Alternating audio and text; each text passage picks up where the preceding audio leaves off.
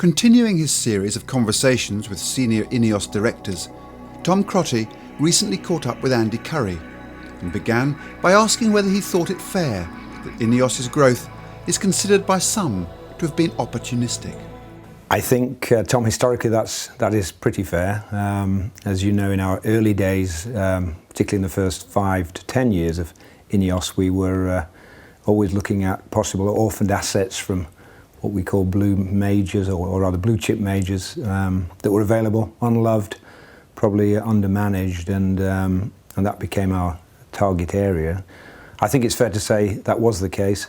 Since the big acquisition of Innovine, of course, in December 2005, times have moved on. We've been through some pretty difficult market conditions, of course, but our emphasis these days is, as you know, much more on running the day-to-day business, getting it more and more efficient, ensuring it's soundly financed for the future, but with the occasional acquisition, but they have been very much strategic. I mean, bolt-on acquisitions, for instance, the Seal Sands acrylonitrile plant will be a great example of that, where essentially we were able to take over an asset which was struggling, frankly, change its cost base, improve its efficiencies, and generally turn it around using the whole expertise that we had in group. Perhaps another example more recently relevant would be the acquisition of the Tessenderlo chlorovinyls business by Curling, which again is going through that same type of process as we speak today. So I think in recent times what we have done in that area has been, in terms of acquisitional growth, has been very much strategically focused. So what specific benefits have come from this approach? Well, I think in that case, as I mentioned, the great benefit is we have expertise in-house.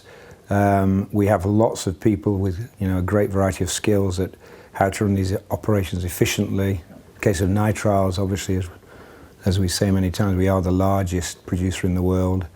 We have pretty well our technology all over the world in many, many plants. So we have a lot of core expertise in the plants, in the technology, and we can then bring that to bear on how to run these plants very efficiently and very effectively, and indeed that is a good example of that, and I think that's probably the big benefit that we get from that. And what about the portfolio of products and businesses? What has that done for us? I think, essentially we're in many spaces now in the chemical sector, of course, and bulk polymer sector for that matter, and I suppose the primary benefit is just robustness of earnings, robustness of sales, really, particularly when times are difficult, because of course being in commodities you inevitably have to deal with quite sharp cycles, and so having a wide variety of businesses, of applications, of end markets brings with it a natural protection, if you like, in those bad times,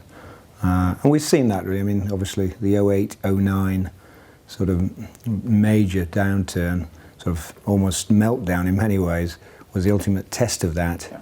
And I think in those days our position with nearly a quarter of our sales into the sort of consumables arena was very valuable, because even in those days people would keep buying soap powders, yeah, cosmetics, these types of things, indeed foods, etc., with all the packaging that goes into them. That was very valuable. So whilst we've got a balanced portfolio of products and businesses, you can't really say the same about our geographic spread. No, that's probably, in general terms, that's pretty fair. Although having said that, if you look at our recent track record, our profitability has been moving more and more towards 50-50 between North America and Europe. Whereas if I go back to, say, 5-6 years ago, just after the Innovine transaction, we were probably 2/3 to 70% in Europe. So you're right, it's not ideally balanced across the world, but it's moving in a good direction. And obviously US these days with shale gas is a very interesting market. We can probably come on to that. But also we are keen to increase our exposure to Asia and our earnings in Asia, and that really is part of our underlying strategy going forwards. But you're right, it's not ideally balanced, but it's by no means too extreme. So that takes us on to the strategy going forward. What do you see as the main strategic challenges for the group? Well, I think today, INEOS overall, if you take INEOS Group, and actually also Curling Group, for instance. I mean, similarly, one of our challenges we see is to get our debt down. We made lots of progress in INEOS Group, particularly as you know, our refinancing now is thankfully completed as of April.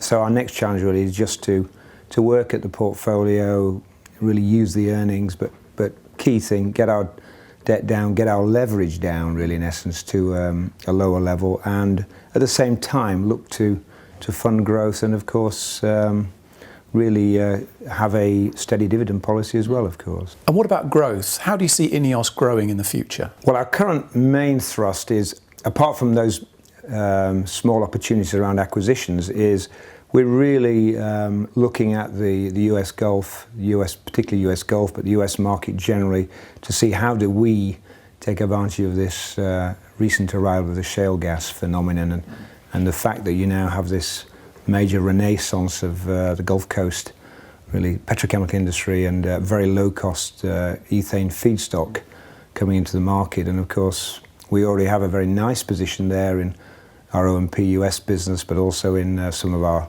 other derivative businesses. And one of our challenges is how do we, as INEOS, take advantage of that? And that will be a focus of growth. And the other major focus will be Asia and particularly China. And I think everybody's very familiar, of course, with our phenol project, but there are others coming behind. And I think that will not be in the O&P arena, that will be intermediates where we clearly, have very strong positions in markets, but very strong technology positions. So we have something to bring really to the table with the Chinese, which is very important.